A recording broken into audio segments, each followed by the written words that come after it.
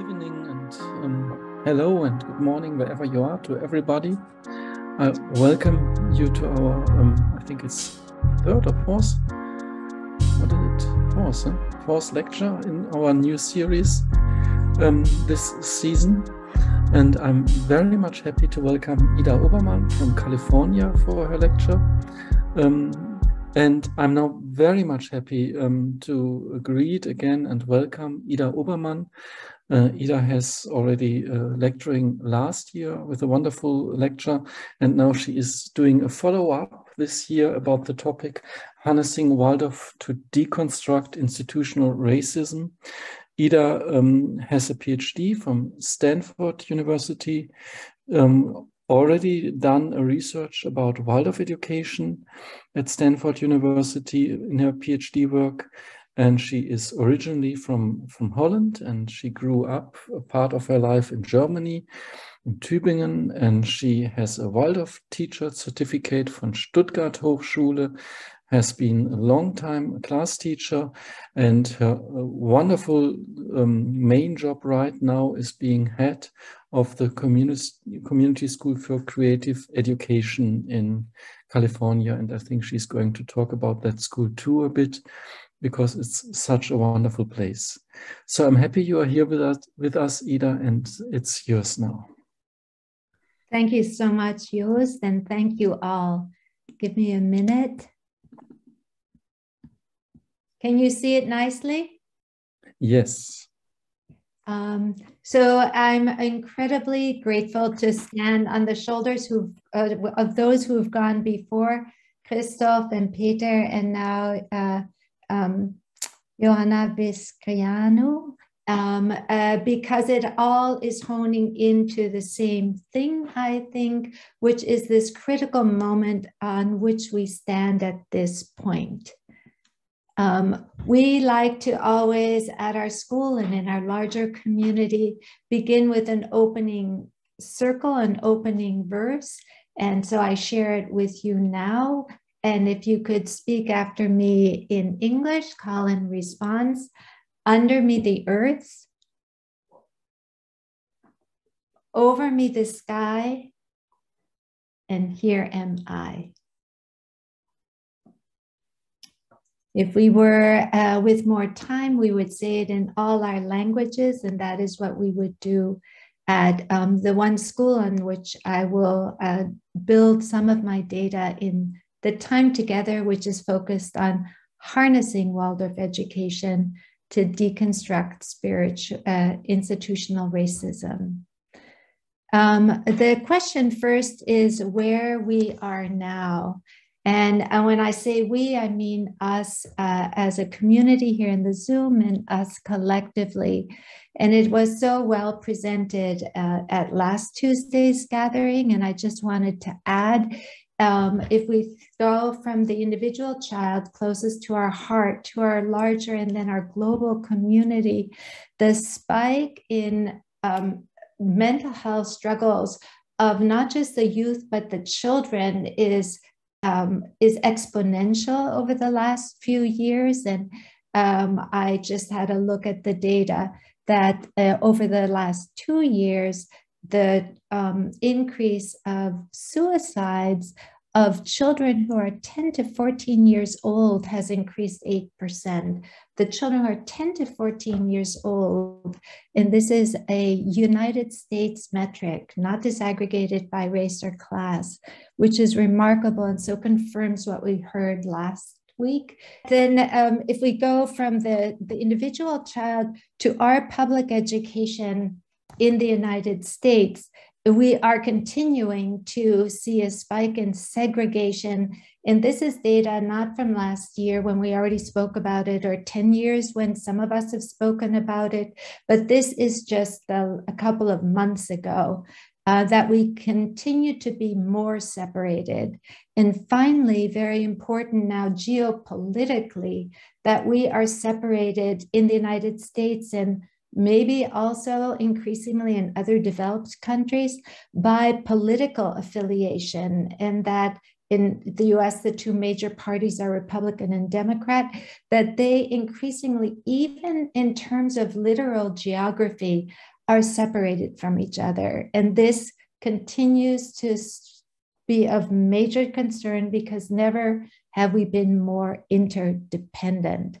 Beautifully, last week, we learned about the UNESCO report of last October promoting protection and caring of children's mental health. And the charge was to build, and I love that you said that last week, the non-cognitive skills, one might almost say precognitive skills of resilience to confront uncertain futures. And beautifully, you made the point last week that resilience can really be said to have two balanced arms.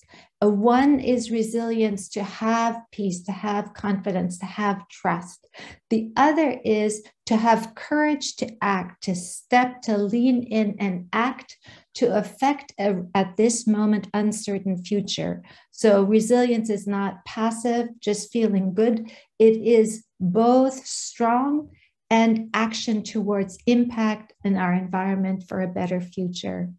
Now, after that report, and UNESCO is really a mirror of what the big trends are globally, we got in April, Reimagining Our Future Together. And this is a quote, a new social contract for education. And when we hear that new social contract, we feel as though it is come from the pen of Rudolf Steiner. Shifting to cooperation and solidarity, moving towards focus on collaboration, interculturalism, interrelation, and interdisciplinary education. Shifting to cooperation and solidarity to interculturalism. And finally, in the queue is, and this gets to the heart of our topic today, again, if we listen to the drumbeat of UNESCO, the forthcoming forum next month, which is, we anticipated it, against racism and discrimination, and it focuses on the impact of racism and discrimination on the most vulnerable through the intercultural and the need to engage in intercultural, interdisciplinary learning and cooperation. So the crisis in the mental health of the individual child, the crisis in the interrelation in our world, which calls for a new social contract for education. And at the heart of that, not because it affects some, but because it affects all, the gaping disparities that are increasing between rich and poor and among different ethnic groups. And to speak with Isabel Wilkerson, caste, as she describes it, is bad not just for some, but for all. And abolition of caste is good not just for some, but for all. Oops. So if this is the challenge, then the task is to actually think how we can respond. And now I want to think about the opportunity before us. We last week thought about how we build resilience.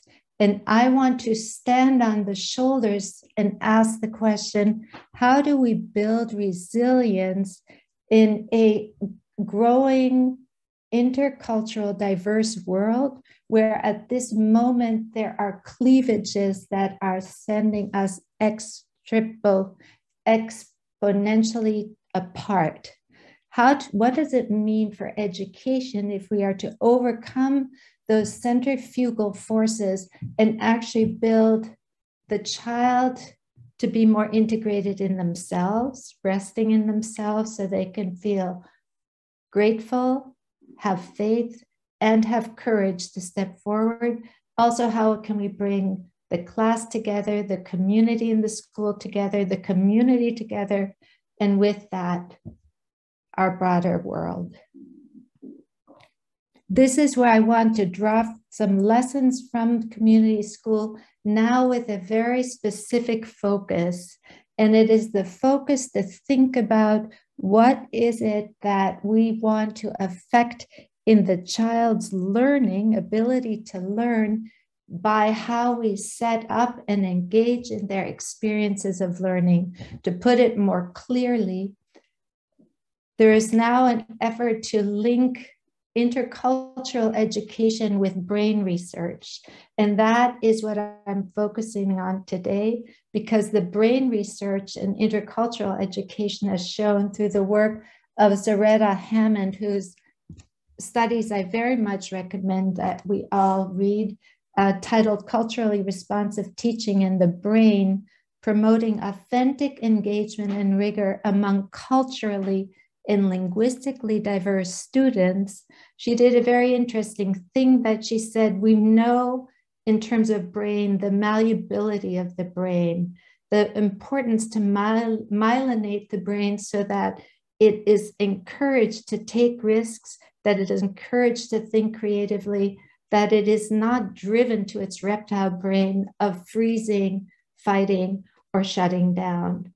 So that is the brain research. And if we put that together with the cultural research, where we know how much a child is shaped by its culture, the culture of its ancestors, the cultures of its community, the cultures of the streets on which it walks, she argues that then we can really build a curriculum, a learning path for a child so that they can be resilient in terms of feeling safe to learn, and resilient in terms of being able to take on the challenges of today to make better the world of tomorrow. This, dear colleagues, I propose is Waldorf education. A very brief sketch. Many of you know the story, so I will not spend much time on it, but I want to remind us that this particular case of an intercultural Waldorf school is now in its 15th year and started with community. And that's important when we think of what's important for the child to be able to learn in community. The data we also know, I will be sharing these slides, so I'm not going to spend much time, only to remind us that while we are among the most diverse and stay diverse, not only in terms of ethnicity, but also in terms of language, that we have disproportionate numbers of children in poverty and English learners and students who have special needs. And the needs, I want to remind us, are not OT or autism, but are deep trauma. That nevertheless, learning, we've been able to outperform in children becoming fluent in the language of the realm in Oakland, which is English. And we have been able to show that increasingly our students are able to than their peers in mastery of math as well as English language arts. Also children who are particularly by group low performing compared to others are Latino, are African American, and are Native Americans. And finally, we were proud that it was recognized in a 5-year grant that was over $1 million to do what I just said was so key, to understand engage in the role of community, the community in the life of the child as we build up a strong school. Now I want to think about 3 pillars that I propose that it rests on, that makes us as Waldorf educators singularly positioned to say that in this call from UNESCO, in this call to address the disparities that are gripping the world and are gripping our country, in this call to guard and address racism, that we have experiences that others will yearn to learn more from. And I invite us to think carefully about these so that we can become increasingly articulate about them, research them, test them, see where we can get stronger, see where we need to adjust, but realize that we have a response to the key challenge of our time. The three pillars. The first, I want to stay with community in terms of the research of how the brain learns and intercultural education. A finding has been that creating learning content, this is not my language, but Zaretta Hammond's, creating learning content connected to culturally relevant examples in the child's world and community. That, she said, is so important for the child to be able to feel safe to learn, for the brain not to have an amygdala hijack, not be pushed to the reptile brain, but actually the brain to be malleable, to be open to higher order thinking and new thinking. That's that resilience of taking the risk forward, to think of our speaker last week, that we do things naturally that we have not even yet called these critical ingredients, but can learn to do, so that others can recognize what an important message we bring to the global conversation of critical education reform for justice and to deconstruct racism. Very simple. Here we have in our community school, our families who are addressing the experiences of our children. Unfortunately, 32% of them experience food insecurity. 32% food insecurity. How important that our families are creating a pantry. These are the pictures on the left and the right. And by the way, in the right is also Mr. Philip Gideon, who is my successor. We are working now together till January, since July of this year. And then he will be taking over the wheel fully at community school. And here he is with the founding parent, Miss Betty Lai. So that is responding to the food insecurity with a joyous way of providing a food pantry. The next is the incredible powers of our festival life as we use listen to the festivals of our families, as we've discussed in previous conversations around what is being learned and tested at Oakland. We can now say that this is a way where we are connecting our learning content to relevant examples in our children's world and community. And it is through feast and joy. It's a wonderful example that it just happened. I wish we could have all been together. Just last week, we had our Latino Heritage Festival. And I wish you could even just smell the smells, but in our community center, the families who are from various parts of South America came and brought their tools to create the tortillas, came and brought their grandfather's pot of stone to make the salsa.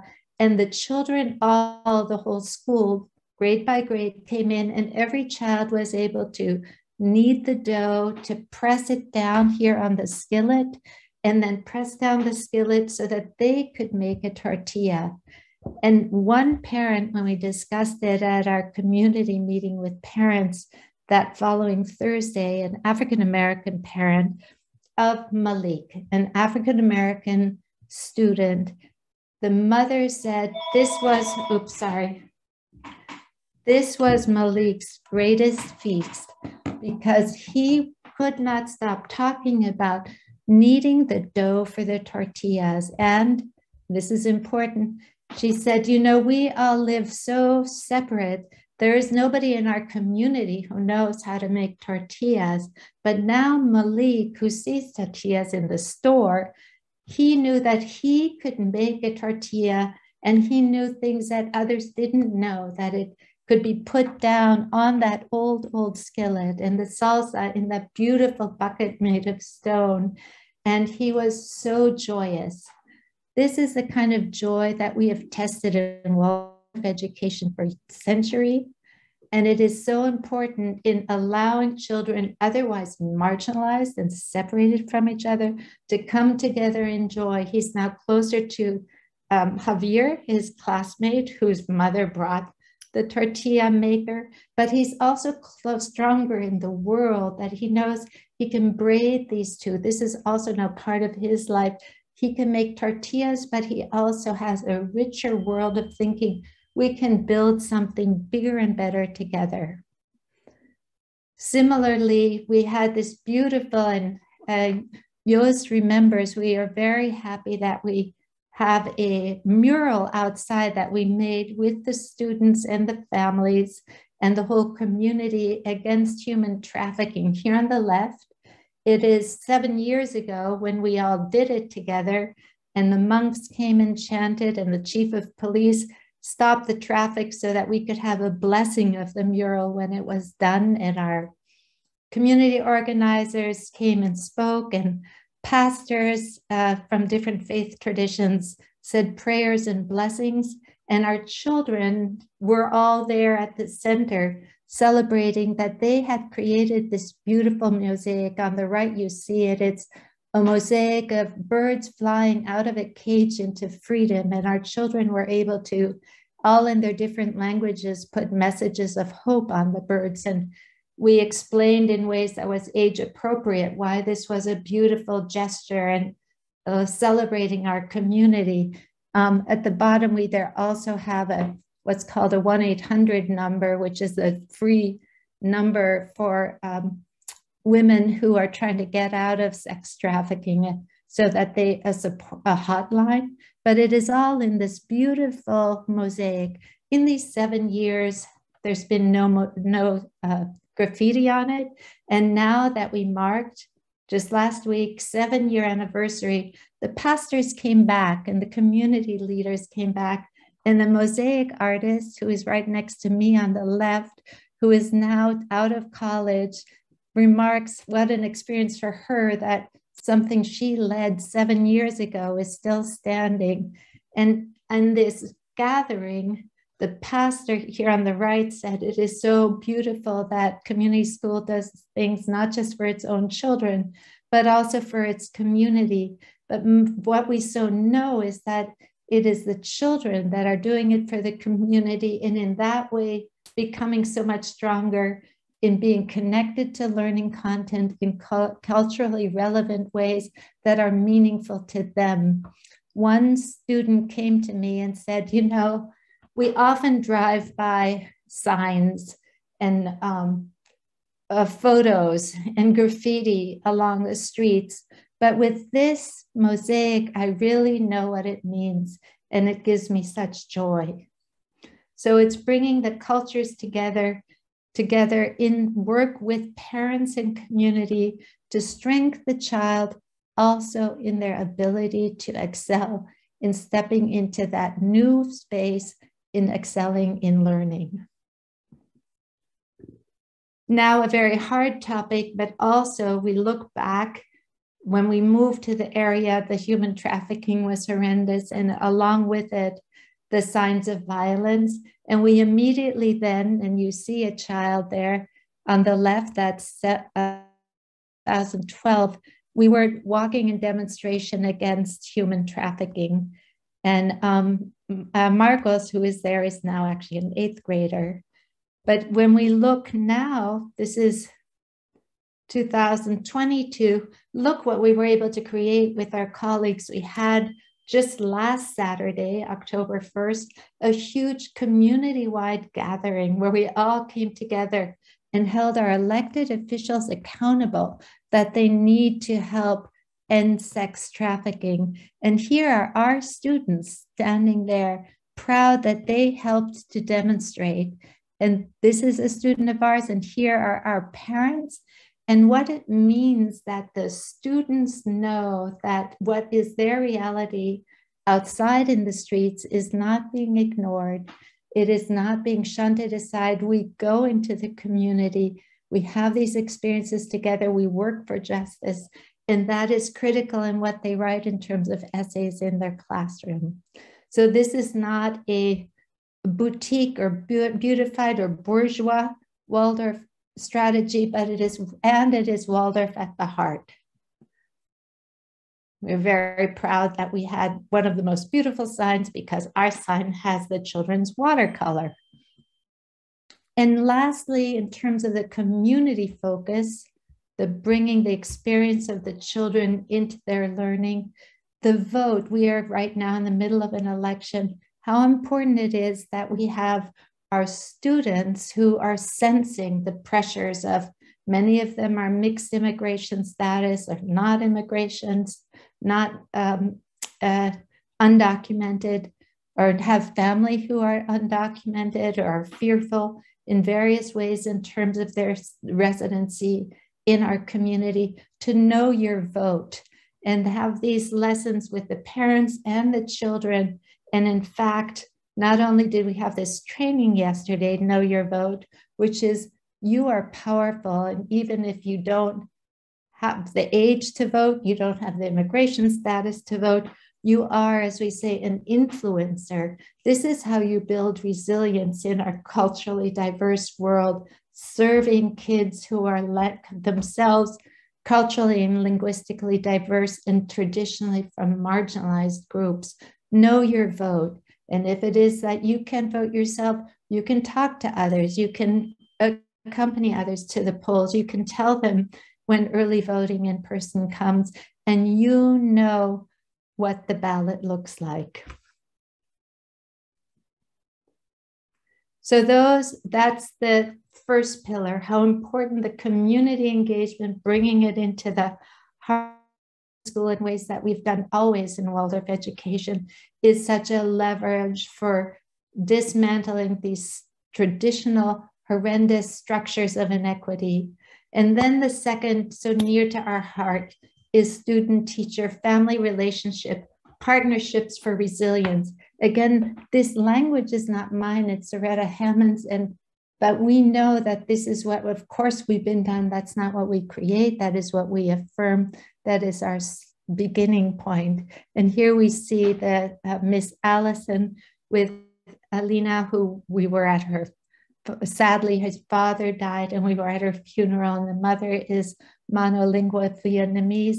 And they are such that Nina said that Maya calls Miss Allison her second mother.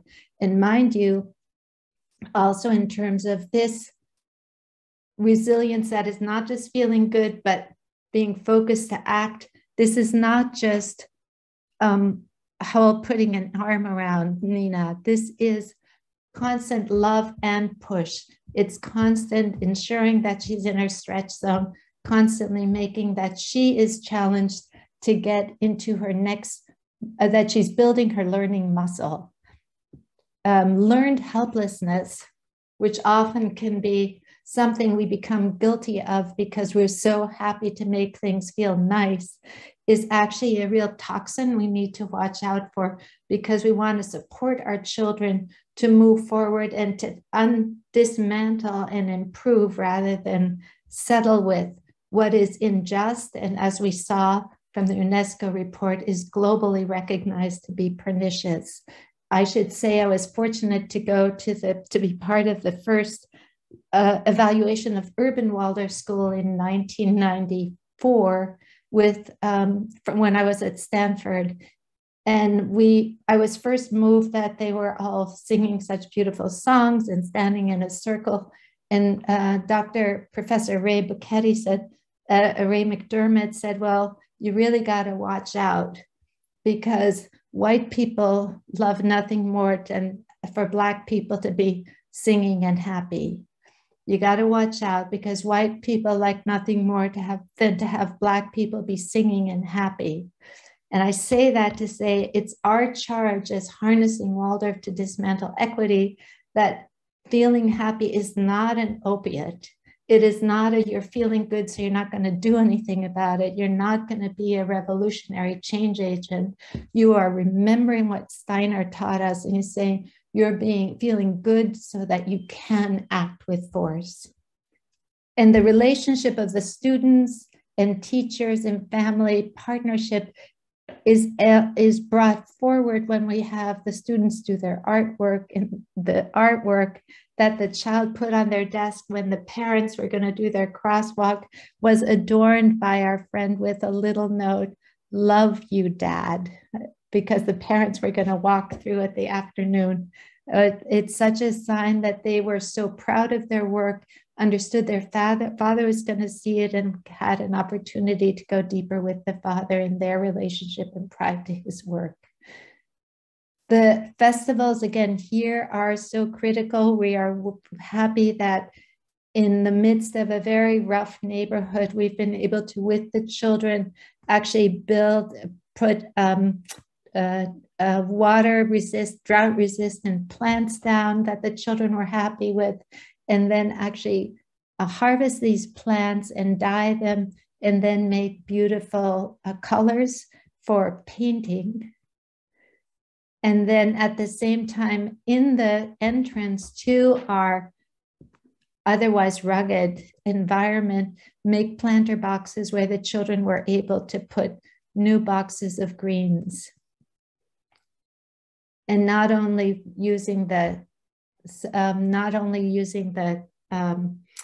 planting of the soil, but also to not only for planting, but also to get the plants into the morsels so that they could create the colors. The children working across age, you see here the 8th grader and the 1st grader, they are buddies working together so that in their experience of the world in the classroom, they are also building the relationship between the older and the younger and to their own environment, all at once feeling increasingly more empowered. This is the leaves right here from our blacktop, and behind it is the very rough environment we are in, but the children are seeing how we can create beauty out of it. And then finally, none of this can work if we don't commit to ongoing research and action and research and action, as we're so grateful we can do in the collaboration with all of us here and community school can do with Mills and Alanus. I want to say that this is all beginnings. We have such a way to go, and we cannot squander any effort we're doing towards harnessing Waldorf to dismantle institutional racism without doing research, gathering the data, because we have no time to lose. We constantly have to learn what's working well, what's not, and why, so that we build a canon of knowledge, a body of work, learn to find the language so we can discourse with partners. No language, we can't use words that nobody else understands. We can do that when we're just talking to ourselves, but we have to force ourselves to learn the language of the realm, the coin of the realm, so that we can communicate with others, which is why I now brought in Zaretta Hammond's work and crosswalked Zaretta Hammond's language to our own Waldorf references, so that we can learn who are the fellow soldiers, who are the climbing partners to help get us to the top. The fruits are that our continued diversity and strength of our students. We're very proud. This is the first year that our youngest are now just graduated, so they're in college, and a disproportionate number of them are in 4-year colleges, which is remarkable given the typical education trajectory in our community. The criticality of our families and the criticality of our community. And I share here again, on the one hand, the beautiful moment, those of you who remember from last year, we continue to have elected officials who sew blankets for the first day of school for our kindergartners and 1st graders. So here in the middle is actually the head of our, the president of our authorizer, Alameda County Office of Education, and her colleague. Over here is Mr. Gideon, my successor. And here is our 1st grade teacher. And Ms. Nan Lee is a Vietnamese refugee who came to Oakland. We met when I was organizing. So in 2008, we met. She volunteered. She worked to get the school confirmed. She worked as an aide. And she did her training in Waldorf Education. This year, she said, I feel ready. And now she is getting her BA. We're able to arrange that so that she can get her BA and her full Waldorf training. And she is now the 1st grade teacher to take a class forward. So this is a person who embodies the community leading and meeting the children. And she will carry the children forward. And this is her proud assembled group. On the right, also very proud. It is harsh to think that our children, and you see Javier is 4 years old and Marcos is 6. This is their reality. This is this demonstration to stop human trafficking in our community. This is just a block from our school. We would think this is too hard for our children, but this is our children's life. Don't let anybody ever say we shouldn't talk to children about racism and classism because it's too hard for them. Our children don't have a choice. And if we don't talk about it and bring empowering opportunities for them to see how we can move in it and address it and find power together, then we are marginalizing the children further. But here they are at our demonstration, so proud to be with their mom and dad. I want to pause now for the task ahead. Sorry that I went so fast, but this is very important. I want to think first for a minute to look back. We've talked now very much about the task before us in Waldorf education, and we thought about the critical challenges of our time. I wonder if we can go back to the origins of Waldorf education. And Stefan Zweig is very well known in German reading circles and a bit known in English reading circles. Stefan Zweig actually was an admirer of Rudolf Steiner's when he was a member of a group, Viennese Forward in Vienna, met Rudolf Steiner and commented in his wonderful book. I encourage you to read it if you haven't, The World of Yesterday. He observed that what struck him about Rudolf Steiner was that he taught Stefan Zweig that it's not about reading and it's not about writing, it's about taking on the work and persisting. It's not about reading, it's not about writing, it's about taking on the work and persisting to creating a universal whole, And I remind us back to the child who is traumatized, that we're trying to make them whole, that we're trying to make the world whole, interconnected, the universal whole.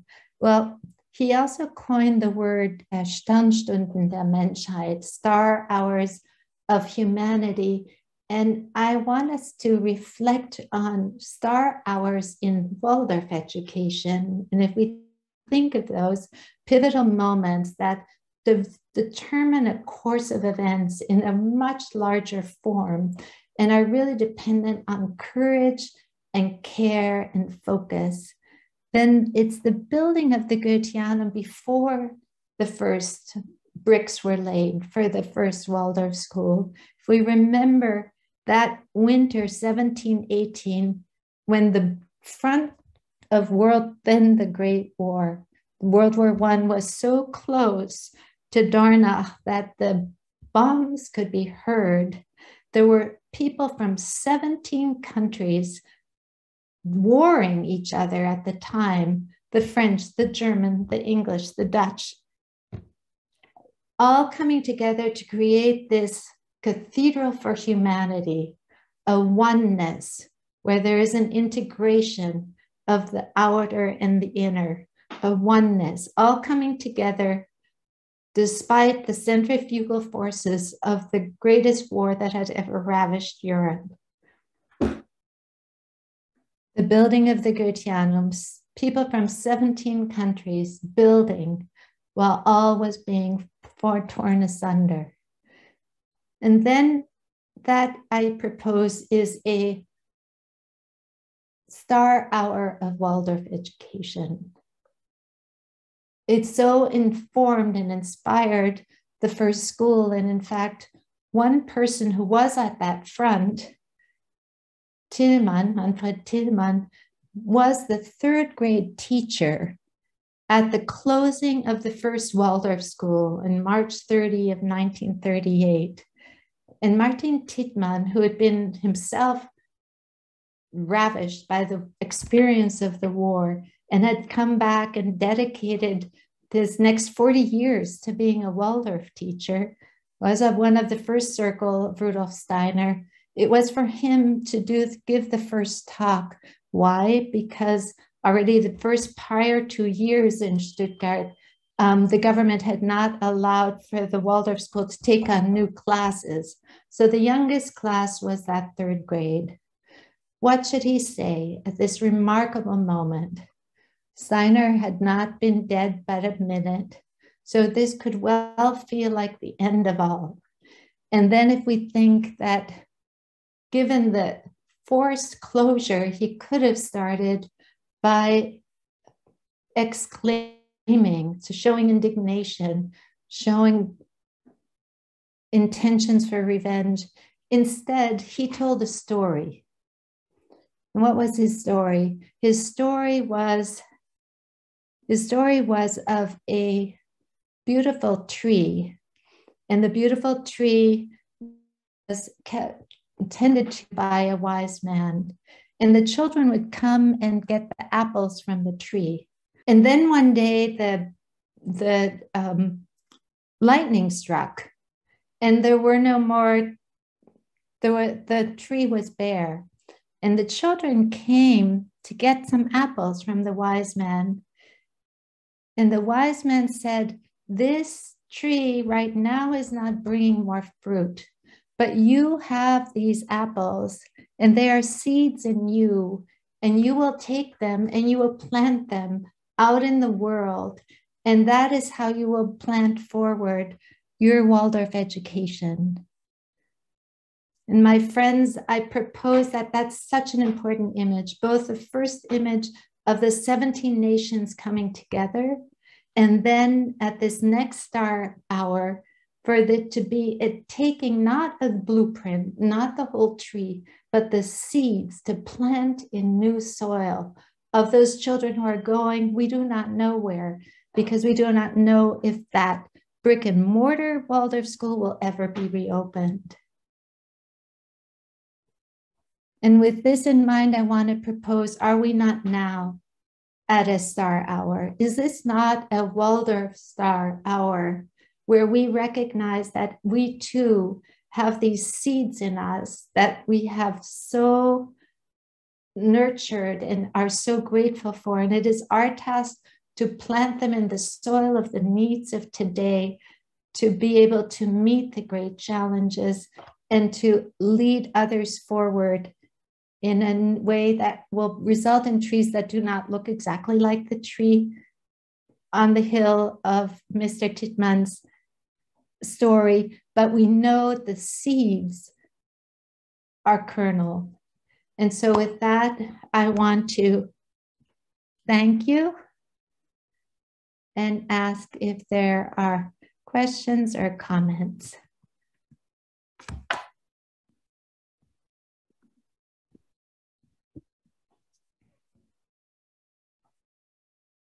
Who is going to start with a question? Please, Selma. Hello. So I try to say, or to dare to say, that I'm so pleased about your presentation, Ida. Thank you very much. Because as a Waldorf child, I went to Steiner school myself and to kindergarten. And now as a teacher, learning to become a teacher, I'm so happy to see that the Waldorf, how you do it there. Because I'm so pleased to not see all the typical familiar things, which are probably very good and helpful in some things, but it feels so real to me when I listen to you and when I see your pictures. And that really touches me a lot. So thank you very much for this and sharing it with us. Thank you. I may add that Selma is a master student from Vienna, from Carlo Willmann. And of course, Selma, there's always a possibility for an internship at Ida's place, if you like. Are there other comments or questions?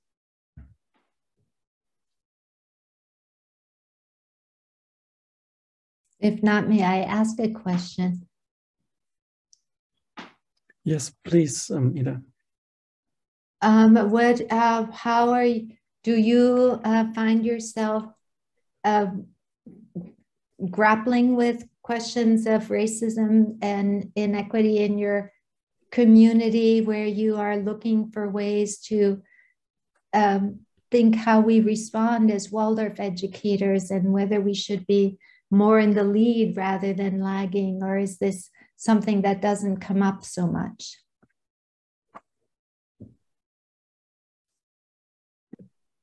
Please, can you repeat the question?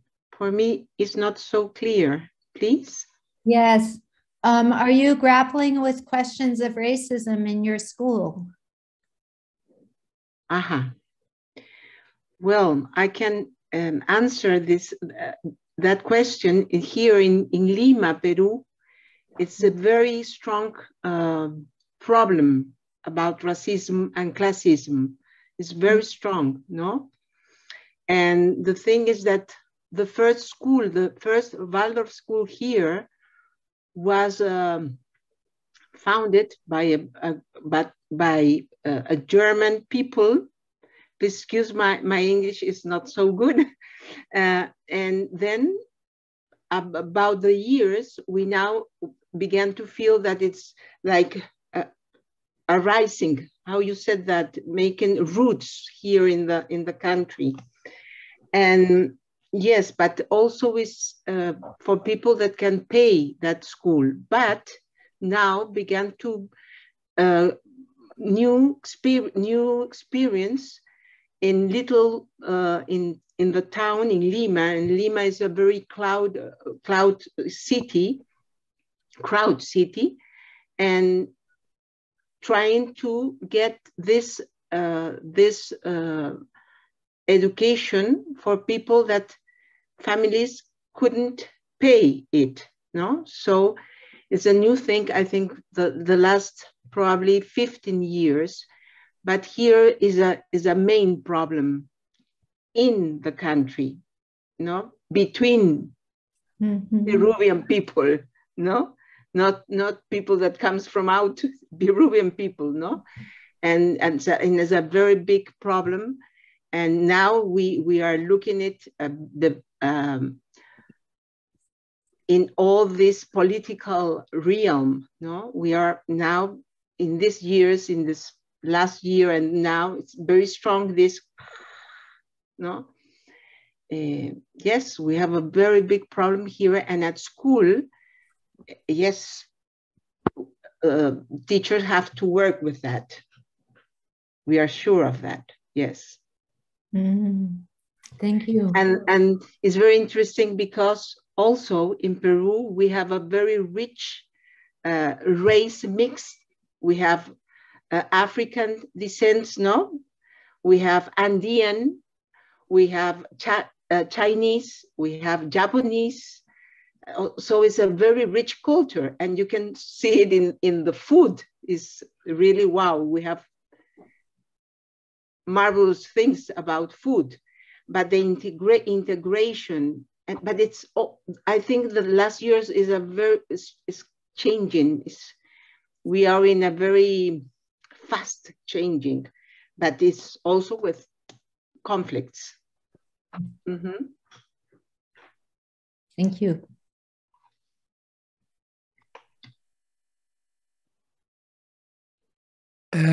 Joost, may I have a question? Yes, please. Ida, thank you so much. It was very impressive.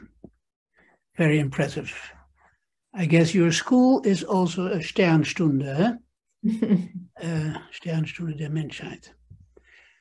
You know, I taught in Holland, and of course we have problems of racism in Holland.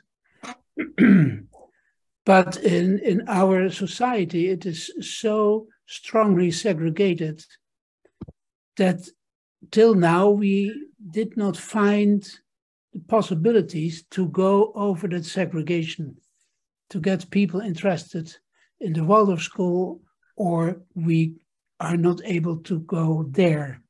It is still separated. And we try for years and years to bridge that. Until now, generally spoken, for Holland, we are not successful in that. So we have huge minorities in Holland from people from West Africa and the Middle East. We cannot reach them and they don't find us. It's really a problem. What you would do if you were here in Holland? I was just thinking, I have to get on the plane. Yeah. Oh, is it a question for me? Yeah, there's a question. What Yeah. you would do if you would be now in Holland? Yeah. Maybe just to add something to that you have numbers, for example, if you have a look at the situation in Germany, in public schools, normal school system, 39% of students have a migration background. So it's more than 1/3 of the society has a migration background. In Waldorf schools in Germany, the migration background is around 4%. So if you speak about institutional racism and segregation, there you have the numbers of it. Yeah. Yeah. Yeah. So I'm going to think community, just very brief, of course. So I'm going to think Den Haag. I have to think in a small community. So thinking of Den Haag, I would think who are the people who I want to reach most, and who are their trusted leaders. They're not their political leaders or their highly paid leaders, but they're trust leaders, and they're often faith community. And then I would see if there is somebody who has a relationship to them, and I would ask them if I could, if they could. So I would want a respectful way to get to that person, to have a meeting, me and hopefully somebody else from that community who's already interested, otherwise just me and a colleague. And I would start with a question. I wouldn't start by talking. I'd say, what is your deepest concern when you think about the children in your community?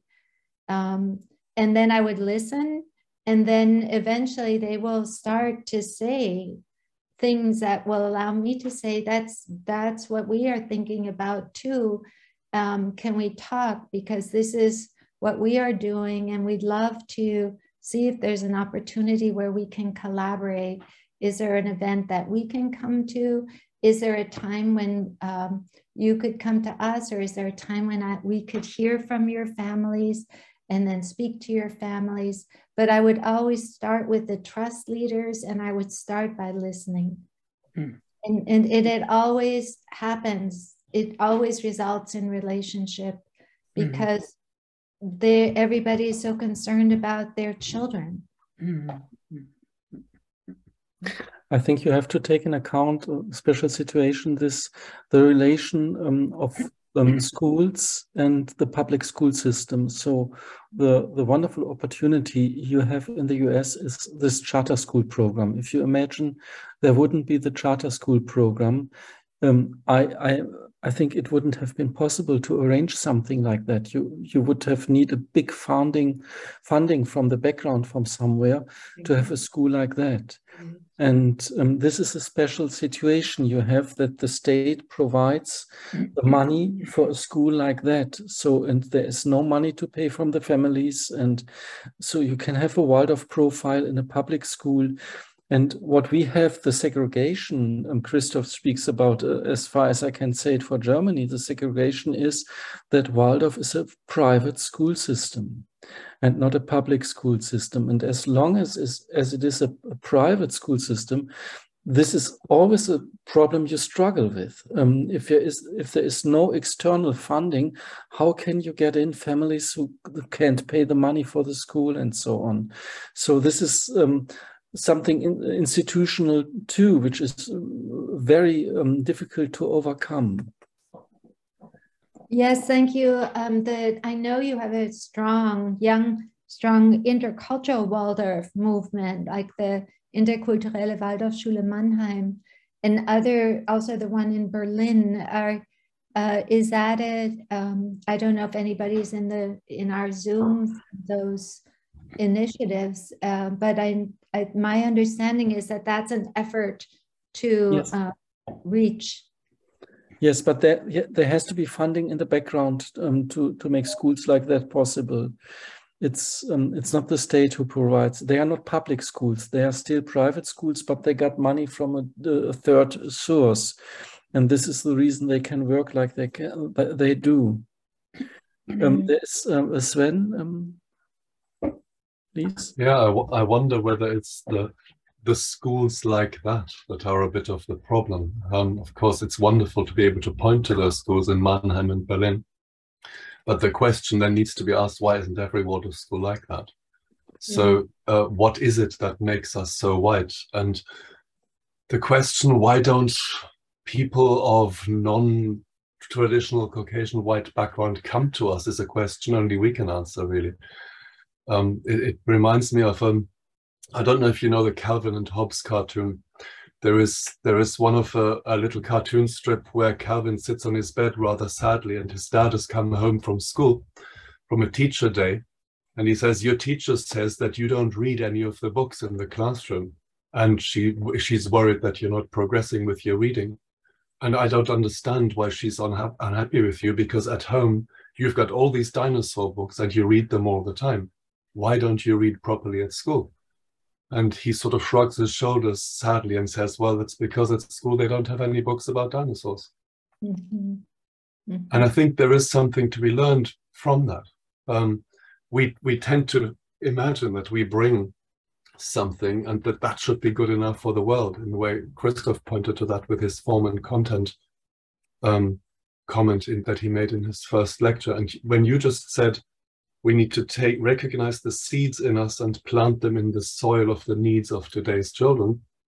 If I have children in my community whose needs my education provision isn't able to meet, then I need to change my education provision, don't I? I'm sorry, Sven, say a word more, because it sounded like at the end you were giving the solution, but can you add one more sentence? Just because I don't understand the system so well. Well, the question is, how long will we define ourselves and what we do within those red lines that say this is the Waldorf curriculum? If we plant ourselves in the middle of a big city where there's a lot of multicultural community and say, now we're going to meet the needs of this community, the question must be, why can't we do that everywhere? So the need for breaking those barriers, the need for meeting the children, the real needs of the children, and not just the ones that come towards us of themselves, I think is part of the social vision of Waldorf education, surely. Yeah. I think maybe what Sven said, and why is Waldorf so wide? And we can ask that ourselves, why are we so wide? Of course, it's an interesting question right now. This is where we are. This is the situation even of this session we have, and what can be done to overcome it. That Waldorf is some kind of a cultural niche or something like that. It's not in the middle of the society, and even what we are doing, even if it's international, in the many countries where it is, like Peru, as we have heard, it's very difficult to get it connected to the, what can we say, middle of the society. And that would be interesting to hear from the people from other countries now. And I think there has been a conference at the Goetheanum about it, Dorothee, as far as I know, right now, some weeks ago. So to hear, are there other examples from other countries? Are there other countries who manage it differently, or other schools who manage it differently? Is there someone here who can tell us from experience from other countries? I think Siva wanted to say something. Yes. I just want to add something. As a Waldorf teacher parent, I have observed for the past 9-10 years. The situation here is a little different. Here it's not racism as such, but there's a little bit of classism and the socio-economic strata that kind of divides. And Waldorf schools here in India are mostly private. They aren't government public schools. And even private schools don't conduct it until grade 12 because there's a lot of peer pressure that comes from the parent as to which university will my child go to, which college will my child go to. So it kind of goes up until grade 8 max or 10, and then it kind of merges with the mainstream curriculum. And apart from this, I also see that because it is private Waldorf schools, the lower socioeconomic strata doesn't get served at all, if I have to say that. There are very few schools here that follow Waldorf, which cater to that particular category. And also when you want to take this philosophy to government schools, even as a volunteer, there's a lot of resistance. They somehow feel that it is not needed. We are not even asking them for, funding. We just want to go there, be with the children, say some stories, do some handwork. But there's a lot of resistance coming from government schools that some of my friends try to approach, when some of us try to approach, and to enlighten a parent group that is not socioeconomically forward and that is not well educated, and then to make them understand that this is for the well-being of the child purely in that direction, that becomes a real difficulty. To actually go there, talk to the parent community, and even build a small, out of the school activity center where we bring a lot of Waldorf to children, where we are kind of, serving their soul and nourishing it. So this is the situation as of now. But some of us as teachers, we feel that it is building up, but it is going to take some time, as we see. I personally felt that I wasn't able to connect to the international community of Waldorf 3-4 years back as easily I could now. I'm sitting here in my home, 11:30 p.m. I'm able to talk to you people, and I'm really grateful. So this will build, this will gain momentum. Maybe in the next few years, this will all catch up, but it is for us, who are holding the space, to hold it in a much more gentle way with a lot of hope and spread the word. Every time I get a chance, I talk to people, like I say, I think this is not something that comes from the book. It is something that we do for our children. It is not like a textbook. It is something that we carry inside us for the well-being of our children, in the entire community, and what they will build for themselves and for others in future. So when we keep saying, some people are inclined, so they kind of, feel, okay, maybe I can understand what it is and bring my child towards it. So, but this is a very, very slow process, considering the diversity of the community that we all live in. But it is a process that is happening, and I feel it is a journey. We will, reach the destiny someday. Thank you very much. Thank you. Do you want to comment on that, Ida? No, I just really appreciated also your saying that it is a journey, and thank you for being up so late at night on a work day. Yeah, this is right. Thank you so much. Yes, I wanted to circle back and say a group of us had the tremendous privilege to gather at the Goetheanum for an intercultural working group on intercultural Waldorf curriculum. And it was absolutely foundational because we were asking, is it a blueprint or is it a seed? And is it focused on the Waldorf School of 1919, or is it the inspiration of 1917 and the reflections on the child of 1907, as Christoph said, that we really think of it as a seed rather than a blueprint, or not a map, but a compass, feels tremendously important so that we could shift that data from 4% migrant to closer to 39%, which would feel in Germany, because it feels so important in terms of more being beneficiary.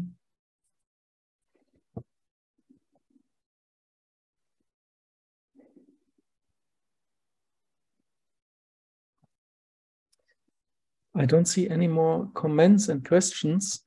We are right now in the middle of the topic of the next lecture. There is Benedict coming in with a remark. Then, okay. Yeah, just something small, but I would like to add to Ida that maybe it's also possible to develop or to come to the point that we see Waldorf not as a method, but as that we cultivate it in a way that it's an attitude which has method. Mm. Oh, I appreciate that. And I'll add attitude that has methods. Thank you very much. Yes. John?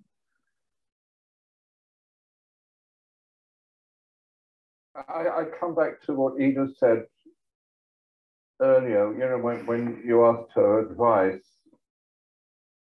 and she said, you know, find the people in the neighboring community that you want to make a connection with, go and visit them and talk to them and listen to them. In my experience working in China or a little bit in Bangladesh, the journey of actually meeting people and learning to listen to them and learning to absorb the other culture, that's a long process. One can do very little on a short visit as an advisor. And I realized in Bangladesh, when the moment came, you know, if I'm going to do anything to help in this country, I have to come and live here. I have to become part of the culture. And that was a big, big question. Part of me would have said, yes, I could come, then I could put down roots and work. But I couldn't because I had family commitments and so forth. But I think when you're in a local community, whether you're like, we are a small school in the UK or a school in a city, one can say, do I know the names of the local teachers in the neighboring school? Do I know the names of the people who are the community leaders near to where I am? Do they know me? Can I go and say hello? In Australia, with the Aboriginal community, we were talking about what we need to say. It was an Aboriginal lady who said, you need to sit down and have a cup of tea. You need to sit there and talk to the lady who's the community leader in Alice Springs or Cairns, where I was, and have a cup of tea together and listen. And that it starts with having a cup of tea. And after the cup of tea, then maybe a conversation. So I don't think one can easily proselytize or come with a bag of Waldorf goods that we want to share, but we can begin to be interested in the other community. And that means really being interested, not just wanting to sell one's goods or to bring someone into one's own community space, but to look and say, what is the need? Can we meet? I remember sitting in a car in the middle of Alice Springs with an Aboriginal community leader, and the culture was that he would only talk to me when we were driving in the car, and he was sitting in the front seat and I was sitting in the back. What he said was, we need help with our 17-year-olds. Mm. They don't want to be part of our culture anymore. They just want to go to the big cities and do the big city stuff. Can you help? It was such a big ask. And we were so far away from that. But that, in a way, is where one would sit down and say, okay, what can we do? Do we have the resources? And the old guys, you know, I'm an old guy, been around Waldorf since 1970. But then I realized sometimes the old guys can do things that the young ones can't, because sometimes cultures have elders. And the old guys, the retired teachers, can sometimes go out and make connections that maybe the young active teachers can't. It's that sort of thing, but fundamentally, it's Ida's question. If you want to do something, you have to say, okay, I'm going to go out and visit that person. I'm going to ring them up. I'm going to, and then listen. And it's a long process. But I think that's the only way in which, and it has to be local according to who you're with and where you are and who you are and your interest in other people. And if we do that, I think that's something in the future that we can perhaps begin to share with each other and build. Otherwise, we remain little islands, little cultural islands. Thank you, John. Yes, thank you. And as I started before, we are in the middle of a discussion. We will continue next week, where there is Martin Rawson coming to us, and his topic is about contextualizing and decolonizing the curriculum, because this has been a question put maybe by Sven in this little story. The question how European maybe is Waldorf education in its curriculum, and how it might be necessary to contextualize it to different cultures and bring it into, connect it to the traditions of other countries. And I'm very much happy because this is the work Martin Rawson is doing for a long time. And I'm very much happy to have him here next week. So I wish you a good day, Ida, to you. You're still in the morning. A very good night to Siva and European people. And yeah, I'm looking forward to meet you again next week with Martin Rawson together. Goodbye. Goodbye and thank you. Thank you, Ida. Thank you. Yeah, Ida was wonderful. Thank you. Thank you.